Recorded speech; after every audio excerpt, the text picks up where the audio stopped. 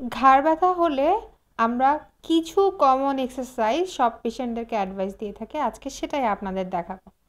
চলুন দেখা যাক, আমাদের মডেল রেডি আছে, আমরা শুরু করি। আমরা প্রথমেই সাইড টু সাইড স্ট্রেচিং করে নিব। ঠিক এই পজিশনে গিয়ে হালকা স্ট্রেচ দিব, খুব জোরে না, আস্তে আস্তে। এরপর আস্তে আস্তে ছেড়ে দিব। এইভাবে আমরা 5 সেকেন্ড পর্যন্ত হোল্ড করব, আস্তে আস্তে ছেড়ে দিব। এই এক্সারসাইজটা আমরা 5 থেকে 10 বার রিপিট করতে পারবো। অপর দিকেও আমরা একইভাবে এক্সারসাইজটা কন্টিনিউ করব। ঠিক এই পজিশনে গিয়ে হালকা একটু স্ট্রেচ করব, 5 সেকেন্ড হোল্ড করব, এরপর আবার ছেড়ে দেব। এরপরে হচ্ছে আমরা এই এক্সারসাইজটি করব। ঘাড়টাকে বা মাথাটাকে একদম কাঁধ পর্যন্ত নিয়ে আসার চেষ্টা করব। মনে রাখবেন, আমরা কোনো কিছুই ওভার স্ট্রেচ করব না বা অতিরিক্ত টেনে ধরবো না। যতটুকু একজন পেশেন্ট সহ্য করতে পারবে ঠিক ততটুকুই, এর বেশি না। আবার ছেড়ে দিব। আবার এভাবে আমরা 5 সেকেন্ড হোল্ড করব এবং 5 থেকে 10 বার রিপিট করতে পারবো।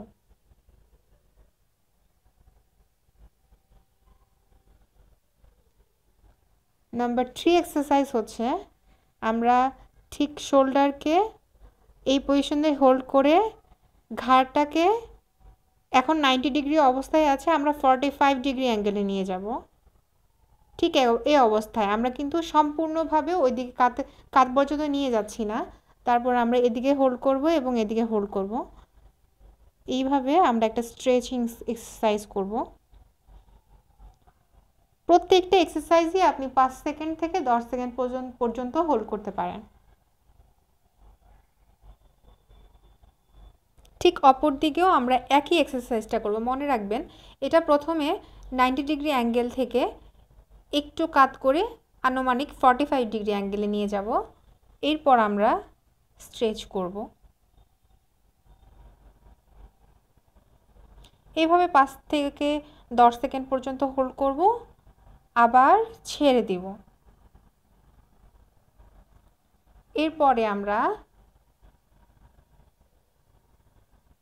ঘাড় ঝুঁকে করব। মনে রাখবেন, যদি ঘাড় ঝুঁকলে পেশেন্ট অতিরিক্ত ব্যথা হয় তাহলে এক্সারসাইজটি করা যাবে না।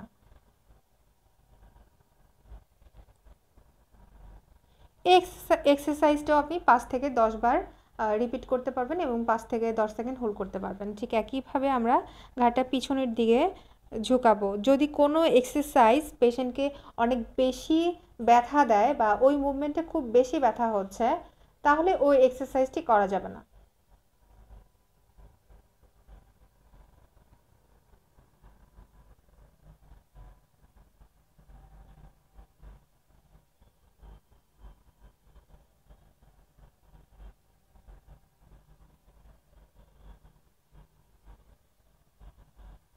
আপনাদেরকে যেটা দেখালাম সেটা হচ্ছে ঘাড় ব্যথার খুবই কমন একটি এক্সারসাইজ। এই এক্সারসাইজটা মূলত আপনাকে পেইন কমাতে সাহায্য করবে এবং মাসেলগুলোকে হালকা স্ট্রেচ করবে।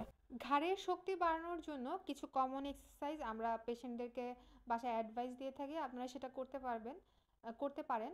মনে রাখবেন, এই এক্সারসাইজগুলো ঘাড়ের শক্তি বাড়ানোর জন্য, ব্যথা কমানোর জন্য না।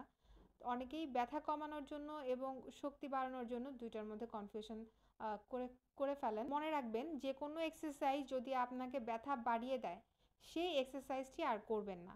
তো এখন আমরা চলে যাচ্ছি ঘাড়ের শক্তি বাড়ানোর ব্যায়ামগুলো দেখাতে। প্রথমেই আমরা পেশেন্টের মাথায় এইভাবে সাপোর্ট দিব এবং পেশেন্টকে বলবো, আপনি সামনের দিকে আমার হাতের উপরে চাপ দিবেন। হ্যাঁ, চাপ দেন। হুম। এইভাবে উনি 5 সেকেন্ড পর্যন্ত হোল্ড করবে, বা একজন পেশেন্ট যতক্ষণ হোল্ড করতে পারবে ঠিক ততক্ষণই, এর বেশি না। হ্যাঁ, ছেড়ে দিন। এভাবে 5 থেকে 10 বার উনি রিপিট করবে। আবার মনে রাখবেন উনি সামনের দিকে মাথাটা চাপ দিচ্ছে আমার হাতের উপর এবং আমি হাত দিয়ে ওনাকে বাধা দিচ্ছি। এখানে কিন্তু কোনো মুভমেন্ট হচ্ছে না, কিন্তু মাসেল কন্ট্রাক্ট হচ্ছে। ঠিক একইভাবে আমরা পিছনের দিকে হাত দেব। হ্যাঁ, আমার হাতের উপরে ধাক্কা দেন। ঠিক একইভাবে এখানে কোনো মুভমেন্ট হচ্ছে না, কিন্তু ওনার মাসেলটা কন্ট্রাক্ট করছে। এভাবে 5 থেকে 10 সেকেন্ড হোল্ড করতে বলবো, এরপর ছেড়ে দিতে বলবো। আবার একইভাবে রিপিট করুন।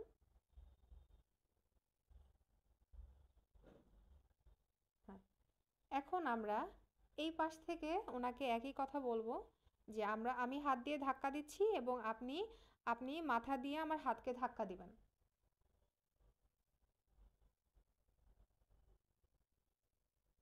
এখানেও কিন্তু কোনো মুভমেন্ট হচ্ছে না, কিন্তু মাসেল কন্ট্রাক্ট করছে। আবার একইভাবে, হ্যাঁ, আমার হাতে ধাক্কা দেন। হুম।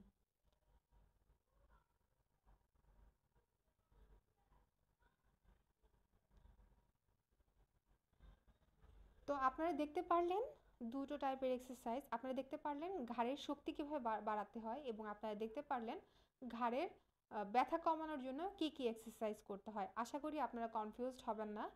এখন আমরা চলে যাব কাইরোপ্র্যাক্টর অ্যাডজাস্টমেন্টে। মূলত এটা আমরা তখনই দিয়ে থাকি যখন মাসেল একদম রিল্যাক্স হয় এবং ঘাড়ের ব্যথা হাতের দিকে নেমে আসে। এটা খুবই কার্যকরী একটা টেকনিক। তো আমরা চলে যাব ঠিক ওই জায়গায়।